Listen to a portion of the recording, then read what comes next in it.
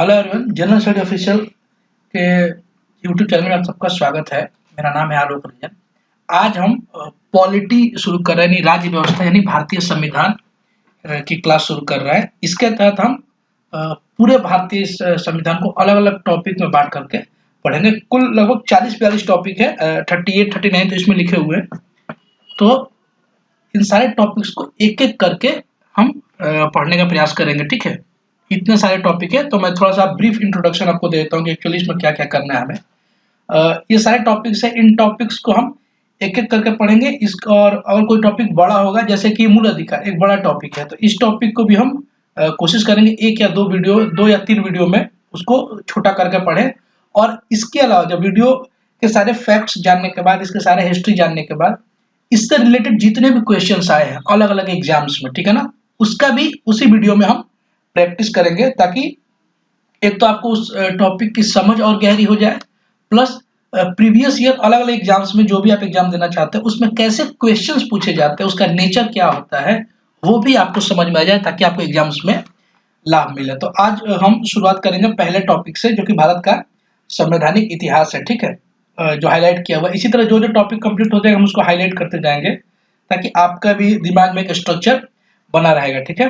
तो उसके बाद हम भारत संविधान सभा इस सब को पढ़ेंगे। एक्चुअली जो प्रोसेस से पढ़ेंगे, जिस प्रोसेस से धीरे धीरे संविधान का निर्माण हुआ था, ठीक है ना, तो उन सबको समझेंगे। तो आइए देखते हैं आज हम जो पहला टॉपिक है। अगर आप पॉलिटी के सारे टॉपिक्स को पढ़ना चाहते हैं, उसके क्वेश्चंस प्रैक्टिस करना चाहते हैं, तो इस सीरीज से जुड़ जाइए और इस चैनल को सब्सक्राइब कर लीजिए, ठीक है। तो पहला जो टॉपिक है वो है भारत का संवैधानिक इतिहास। जो भारत का संविधान आज के समय में जो हमें दिखता है, ठीक है, 26 जनवरी 1950 को लागू हुआ था।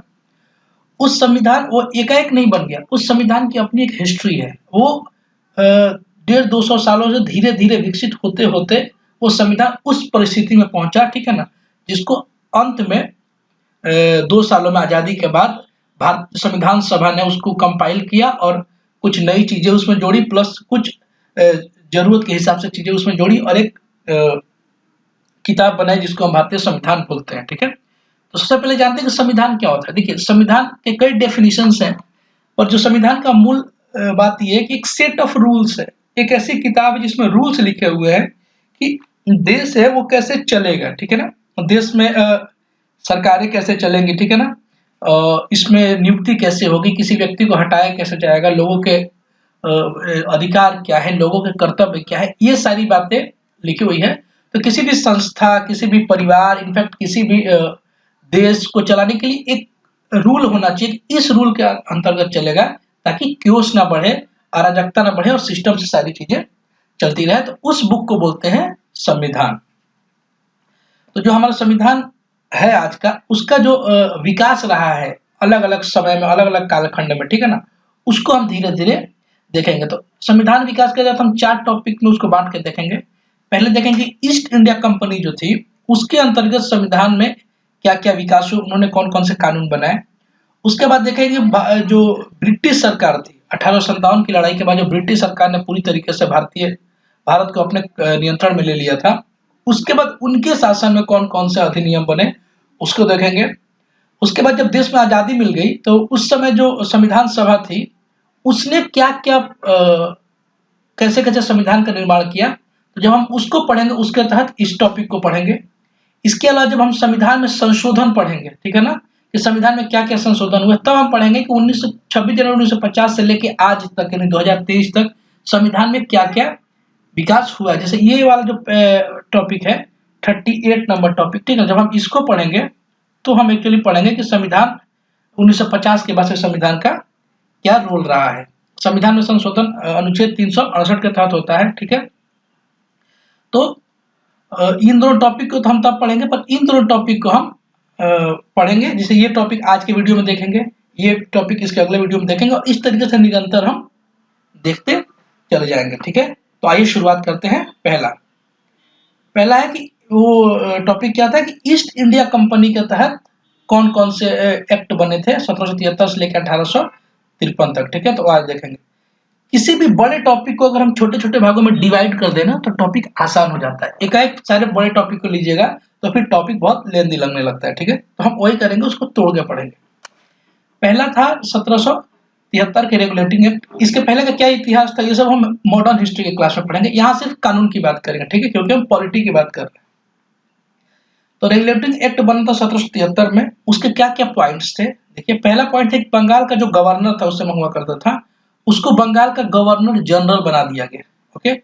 और इस हिसाब से जो पहले बंगाल का गवर्नर जनरल बना वो कौन था, वारेन हेस्टिंग। इसके पहले बंगाल के गवर्नर थे, लेकिन जब बंगाल का गवर्नर जनरल जब बनाया जाने लगा तो इन्हीं को बनाया गया। तो बंगाल के पहले गवर्नर जनरल कौन बने, वारेन हेस्टिंग बने। इसके अलावा इस एक्ट की जो मुख्य बातें थी कि गवर्नर जनरल की सहायता के लिए 4 सदस्यीय कार्यकारी परिषद का गठन किया गया। इसके अलावा मद्रास और बंबई के जो गवर्नर थे ना, गवर्नर को बंगाल के गवर्नर जनरल के अधीन कर दिया गया। इसके पहले मुंबई और मद्रास के गवर्नर इंडिपेंडेंट हुआ करते थे। इसके अलावा इसी एक्ट के तहत 1774 में कलकत्ता में एक उच्चतम न्यायालय की स्थापना की गई थी, ठीक है, जिसमें कुल 4 जजेस थे। तो जो चीफ जस्टिस थे वो थे एलिजा इम्पे, ठीक है ना, sir Elijah Impey chief justice थे, जो पहले जज कहे जा सकते हैं। कंपनी के जो कर्मचारी थे ना, उनको निजी व्यापार करने पर प्रतिबंध लगा दिया गया। तो ये मुख्य बातें थी। देखिए, जब आप रेगुलेटिंग एक्ट को पढ़ेंगे मॉडर्न हिस्ट्री में, तो हिस्ट्री के पॉइंट ऑफ व्यू से बहुत सारी और बातें मिलेंगी। लेकिन जब आप पॉलिटी पढ़ रहे हैं, राज्य व्यवस्था पढ़ रहे हैं, तो जो कानून में जो जो बदलाव किए गए वो आपको यहाँ पे वो सारे टॉपिक मिलेंगे। तो जब आप मॉडर्न हिस्ट्री पढ़ेंगे तो हो सकता है उसमें बहुत सारी अलग अलग चीजें भी मिले। उसके बाद से बनाया गया पिट्स इंडिया एक्ट 1784 में। एक लॉर्ड पिट थे, उन्हीं के नाम, उन्होंने एक्ट बनाया था, इसीलिए इसको पिट्स इंडिया एक्ट बोलते हैं। इसकी क्या क्या मुख्य बातें थी कि इसमें कंपनी के जो राजनीतिक और वाणिज्यिक कार्य थे उनको अलग अलग कर दिया गया। मतलब जो कंपनी का पॉलिटिकल काम है वो कोई और देखेगा, और जो व्यापारिक कार्य है वो कोई और देखेगा। तो कार्यों का दो भागों में बंटवारा कर देना, इसी को बोलते हैं डायरेक्सी, यानी द्वैध शासन, ठीक है। तो द्वैध शासन की शुरुआत इसी एक्ट के तहत हुई थी। अगला है कि व्यापारिक जो मामला था वो निदेशक मंडल को दे दिया गया देखने के लिए, और जो राजनीतिक मामला था उसके लिए जो कंट्रोल बोर्ड बना था, नियंत्रण बोर्ड, उसको दे दिया गया था, और इसी को द्वैध शासन बोलते हैं। तो द्वैध शासन की शुरुआत हुई थी। अगला कि भारत में कंपनी के अधीन क्षेत्र को पहली बार ब्रिटिश अधिपत्य का क्षेत्र कहा गया।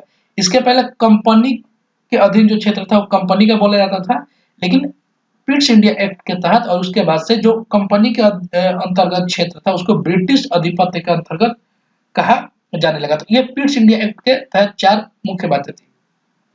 अगला एक्ट चार्टर एक्ट 1793 का। इसकी क्या मुख्य बातें थी कि इसने भारत में कंपनी के व्यापार एकाधिकार को अगले 20 वर्षों तक जारी रखने की बात की। बोला कि जो कंपनी पे व्यापारिक एकाधिकार है कि सारे व्यापार सिर्फ कंपनी करेगी, ईस्ट इंडिया कंपनी करेगी, उसको 20 सालों के लिए और बढ़ा दिया गया।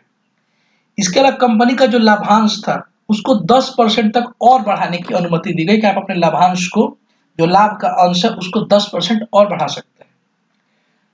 एक और पॉइंट है कि नियंत्रण अधिकरण कि जो सदस्य थे ना, उनका वेतन अब भारतीय कोष से दिया जाने लगा। जो भारतीय ट्रेजरी थी, जो भारत के विकास के लिए जो फंड कलेक्ट किया जाता था, जो टैक्सेस लिए जाते थे, जो नियंत्रण अधिकरण के जो सदस्य थे उनका वेतन अब उसी से दिया जाने लगा।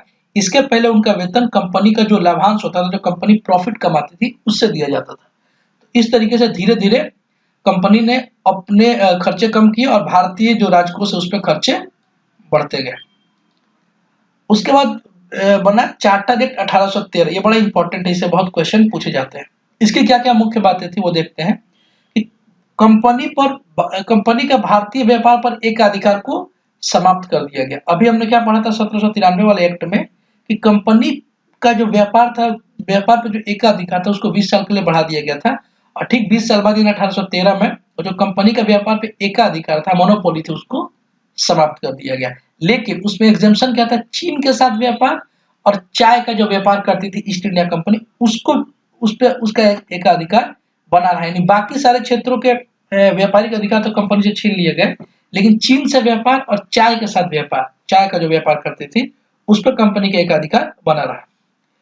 अगला था कंपनी को अगले 20 वर्षों के लिए शासन का अधिकार दे दिया गया। यहाँ पे कंपनी को यह सुनिश्चित किया गया कि अगले 20 साल तक आप ही शासन करेंगे। अगला था कि सभी अंग्रेज व्यापारियों को भारत से व्यापार करने की छूट दी गई कि जितने भी अंग्रेजी व्यापारी थे इंग्लैंड में, वो सब आकर के भारत में व्यापार कर सकते हैं। इसके पहले केवल ईस्ट इंडिया कंपनी के तहत ही व्यापार होता था। एक और इम्पोर्टेंट जो इसमें पॉइंट है कि ईसाई धर्म प्रचारकों को धर्म प्रचार की अनुमति दी गई। जितने भी ईसाई धर्म प्रचारक थे, उनको भारत में अनुमति दी गई कि आप यहाँ पे आकर के अपने धर्म का प्रचार कर सकते हैं, ताकि ईसाई धर्म को और फैलाया जा सके, जिससे कंपनी का शासन जो है, ब्रिटिश का जो शासन है, और मजबूत हो सके। अगला जो पॉइंट है जो कि इम्पोर्टेंट है कि भारत में शिक्षा के लिए प्रति वर्ष 1 लाख रुपए खर्च करने की व्यवस्था की गई, और ये पहली बार था जब ब्रिटिश सरकार ने, ईस्ट इंडिया कंपनी ने भारत में शिक्षा के लिए खर्च करने के लिए पैसे की घोषणा की थी। ये बहुत इंपॉर्टेंट, यहाँ से क्वेश्चन पूछे जाते हैं और धर्म प्रचारक से भी क्वेश्चन पूछे जाते हैं। इसके अलावा चूंकि ये एग्जेम्पशन है, ये छूट दी गई थी कंपनी को चीन का व्यापार और चाय का व्यापार, तो यहाँ से भी क्वेश्चन आते हैं। अगला देखेंगे चार्टर एक्ट 1833 का जो चार्टर एक्ट बना उसके तहत इस समय जो भारत के गवर्नर जनरल थे वो थे विलियम बेंटिक। ठीक है, इस एक्ट ने कंपनी से चीन और चाय के व्यापार पर भी एकाधिकार समाप्त कर दिया गया। जो 1813 में जो एकाधिकार चीन और चाय के साथ था ना कंपनी का, उसको भी अब समाप्त कर दिया गया 1833 में। ये पूरे प्रोसेस में हमें क्या पता चल रहा है कि कंपनी का अधिकार धीरे धीरे कम होता जा रहा है और ब्रिटिश सरकार का अधिकार धीरे धीरे बढ़ता जा रहा है, और यही 1857 की लड़ाई के बाद मुकम्मल तौर से ब्रिटिश सरकार का आधिपत्य भारत पे हो जाएगा। तो एक पूरा प्रोसेस है, इसीलिए हमें इतिहास पढ़ना चाहिए ताकि हमें पूरा प्रोसेस समझ में आए। अगला है कि भारतीय प्रदेशों और राजस्व पर कंपनी के अधिकारियों को 20 वर्षों के लिए और बढ़ा दिया गया। ठीक है, इस एक्ट के तहत बंगाल के गवर्नर जनरल को भारत का गवर्नर जनरल बना दिया गया और लॉर्ड विलियम बेंटिक भारत के पहले गवर्नर जनरल बने। ठीक है, याद कीजिए 1773 के एक्ट में वॉरेन हेस्टिंग बंगाल के गवर्नर जनरल बने थे। ठीक है ना, बंगाल के गवर्नर जनरल बने थे, जबकि ये 1833 के एक्ट में विलियम बेंटिक भारत के गवर्नर जनरल बने हैं। तो ये चूंकि पॉइंट है, यहाँ से क्वेश्चन पूछे जाते हैं, तो विलियम बेंटिक क्या हो जाएंगे, ये बंगाल के आखिरी गवर्नर जनरल भी हो जाएंगे और भारत के पहले गवर्नर जनरल भी हो जाएंगे। अगला है कि भारतीयों को भारत के प्रशासन में भाग लेने के लिए अधिकार दे दिया गया। इसके पहले भारत के प्रशासन में जो एडमिनिस्ट्रेशन था उसमें भाग नहीं लेते थे, केवल अंग्रेज लोग ही जो एडमिनिस्ट्रेशन था उसमें लेते थे। ठीक है ना, और इसमें पॉइंट डाल दिया गया कि भारतीयों को केवल धर्म, वंश, रंग या जन्म स्थान के आधार पर वंचित नहीं किया जाएगा। जब आप मौजूदा समय जो हम लोग आर्टिकल 15 पढ़ेंगे भारतीय कॉन्स्टिट्यूशन का, उसमें यही सारी बातें लिखी हुई है। ठीक है, इसके अलावा अंग्रेजों को बिना अनुमति पत्र के भारत आने, रहने और भूमि खरीदने का अधिकार दे दिया गया। इस एक्ट के पहले 1833 के पहले जो भी अंग्रेज भारत आते थे उनको ईस्ट इंडिया कंपनी से एक अनुमति पत्र लेना होता था। ठीक है, तथा उनको यहाँ पे रहने के लिए भी अनुमति लेनी होती थी और भूमि खरीदने की अनुमति नहीं थी, जो 1833 के एक्ट में उनको दे दिया गया। इस एक्ट के अनुसार मद्रास और बंबई प्रेसिडेंसी के गवर्नरों की विधायी शक्ति को पूरी तरीके से समाप्त कर दिया गया, और आप एक तरीके से कर सकते हैं पूरी तरीके से सेंट्रलाइज हो गया, पावर एक जगह आ गया। जितने भी विकेंद्रित थे पावर अलग अलग प्रेसिडेंसी में थे, वो सब एक जगह आ गया कंपनी के हाथ में। अगला है कि भारत में कानून निर्माण के लिए विधि आयोग की अनुमति दी गई, और इसी समय विधि निर्माण की प्रक्रिया शुरू की गई, कानून निर्माण की प्रक्रिया शुरू की गई, और एक विधि आयोग यानी कानून विभाग बनाया गया, और इस कानून विभाग का जो हेड बने थे वो थे लॉर्ड मैकाले। ठीक है ना, जो पहले विधि विशेषज्ञ थे। अब हम देखेंगे चार्टर एक्ट 1853 के चार्टर एक्ट की मुख्य बातें क्या क्या है। तो 1853 के चार्टर की जो मुख्य बातें हैं कि पहला है कि इसके तहत पहली बार गवर्नर जनरल की परिषद के विधायी एवं प्रशासनिक कार्यों को अलग अलग कर दिया गया। जो गवर्नर जनरल हुआ करते थे उसके जो विधायी कार्य थे, ठीक है ना, वो अलग कर दिया गया, और जो प्रशासनिक कार्य थे उसको अलग कर दिया गया, लेजिस्लेचर और एडमिनिस्ट्रेशन को अलग अलग कर दिया गया। ठीक है, सिविल सेवकों की भर्ती एवं चयन हेतु खुली प्रतियोगिता परीक्षा को शुभारंभ कर दिया गया। इसके पहले जो सिविल सेवक थे ना, इनकी जो भर्ती होती थी वो सब उसमें पार्टिसिपेट नहीं करते थे, उसमें केवल अंग्रेज पार्टिसिपेट करते थे। लेकिन अब ओपन प्रतियोगिता होने लगी, कोई भी उसमें पार्टिसिपेट कर सकता था, और इसी के तहत आप देखेंगे 1863 में सत्येंद्र नाथ टैगोर वो पहले भारतीय थे जो पहले सिविल सेवक बने थे। इसने पहली बार केंद्रीय विधान परिषद में स्थानीय प्रतिनिधित्व का प्रारंभ किया था। ये एक इम्पोर्टेंट है कि जो केंद्रीय विधान परिषद बना, उसमें पहली बार जो वहाँ के स्थान जो लोकल लोग थे, जो भारत के लोग थे, उनको भी प्रतिनिधित्व देना प्रारंभ किया गया था। उनका भी भागीदारी उसमें सुनिश्चित की गई थी। कुल 6 मेंबर थे, तो 4 उसमें स्थानीय प्रतिनिधित्व के लोग थे, 4 भारत के ही लोग थे। अगला है कि बंगाल के लिए एक अलग से यानी पृथक लेफ्टिनेंट गवर्नर की नियुक्ति की गई। बंगाल को कंट्रोल करने के लिए अलग से, क्योंकि अब गवर्नर जनरल पूरे भारत का गवर्नर जनरल हो गया था, तो बंगाल के लिए एक अलग से लेफ्टिनेंट गवर्नर की नियुक्ति की गई थी। ये सारे एक्ट थे 1773 के रेगुलेटिंग एक्ट से लेते के 1853 के चार्टर एक्ट के तहत, और ये उसकी सारी मुख्य बातें थी। इससे रिलेटेड हिस्ट्री क्या है, यह मॉडर्न हिस्ट्री में जब पढ़ेंगे इन सारे एक्ट को तो और क्लियर पढ़ेंगे कि कैसे किस एक्ट के तहत सती प्रथा कानून हटा, कैसे दास प्रथा हटी, ये सारी चीजें हम उसमें पढ़ेंगे। अब देखते हैं कि इससे रिलेटेड क्या क्या क्वेश्चंस पूछे गए अलग अलग एग्जाम्स में। ये देखिए यूपीपीसीएस 2010 में ये क्वेश्चन पूछा गया था कि निम्नलिखित में से किस अधिनियम में कलकत्ता में सर्वोच्च न्यायालय की स्थापना की गई थी। ऑप्शन है regulating act 1773, Pitt's India act 1784, charter act 1813 और चार्टर एक्ट 1833। तो इसका आंसर है रेगुलेटिंग एक्ट 1773। इसमें 1774 में एक सर्वोच्च न्यायालय की स्थापना की गई थी, और अभी हमने देखा कि एलिजा इम्पे जो थे वो भारत के पहले मुख्य न्यायाधीश बने थे। तो सर्वोच्च न्यायालय तो 1774 बना था, लेकिन किस एक्ट के तहत बना था, तो रेगुलेटिंग एक्ट 1773। अगला क्वेश्चन है सर्वोच्च न्यायालय की स्थापना के संबंध में निम्नलिखित में से कौन सा कथन सही है। ये देखिए यूपीआरओ और एआरओ का जो एग्जाम होता है यूपी में, उसके प्री 2016 में पूछा गया था। इसमें 2 स्टेटमेंट दिए गए थे। स्टेटमेंट क्या था कि कलकत्ता में सर्वोच्च न्यायालय की स्थापना 1773 के रेगुलेटिंग एक्ट के द्वारा की गई थी, और दूसरा है कि लेमेस्ट्रियर इस न्यायालय के प्रथम मुख्य न्यायाधीश थे। ठीक है ना, तो इसमें हमें चूज करना है। तो पहला वाला स्टेटमेंट तो बिल्कुल सही है, 1773 के तहत बनी थी, लेकिन लेमेस्ट्रियर इस न्यायालय के मुख्य न्यायाधीश नहीं बने थे, बल्कि एलिजा इम्पे बने थे। तो ये स्टेटमेंट गलत है। ठीक है, तो ये केवल एक सही है। तो ऑप्शन देखिए केवल एक, केवल दो, इसका आंसर हो जाएगा केवल एक।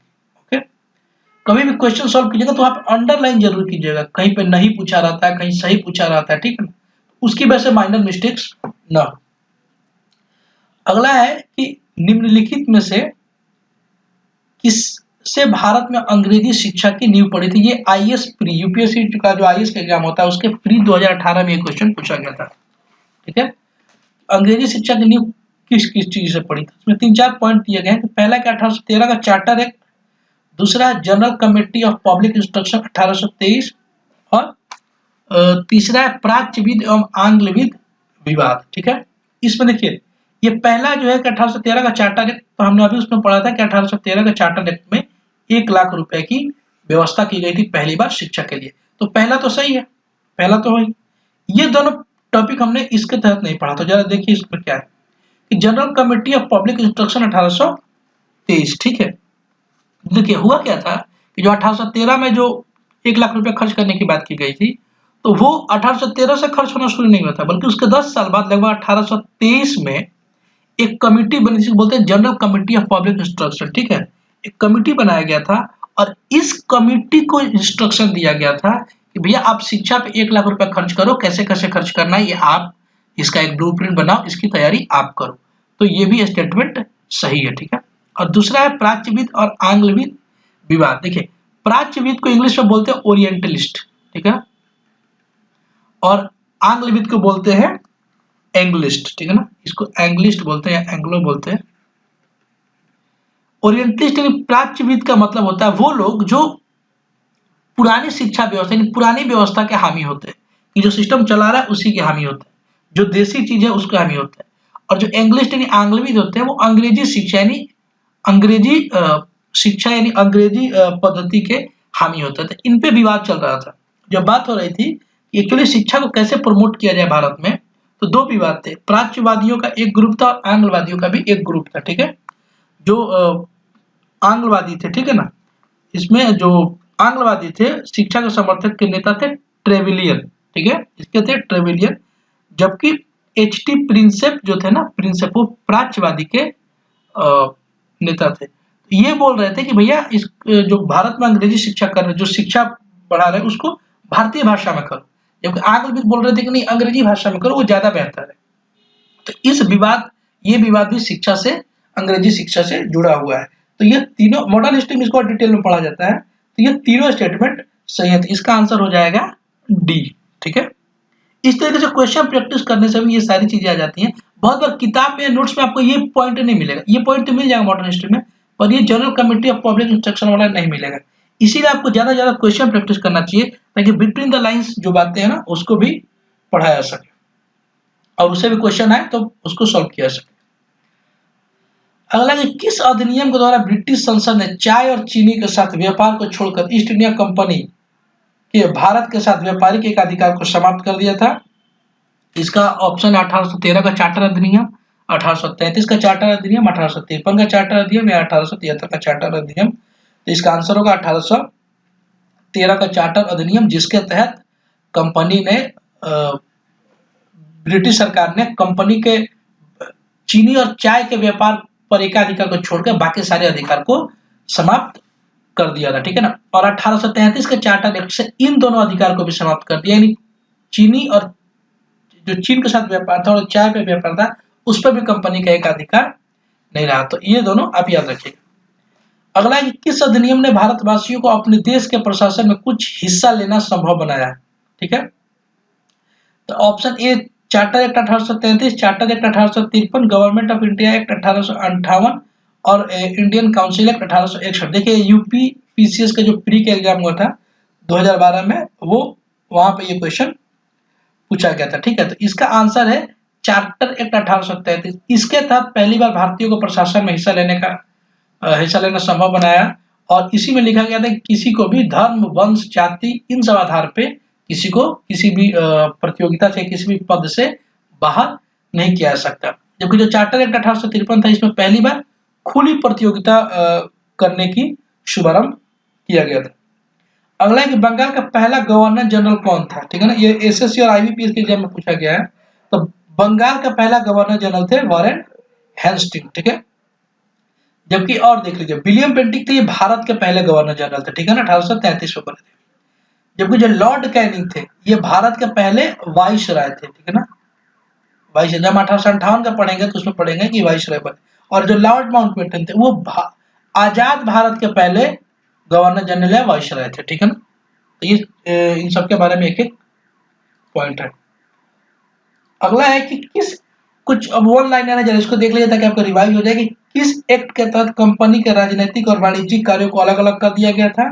तो ये regulatory act 1773, charter act 1793, charter act 1813 या पिट्स इंडिया एक्ट 1784।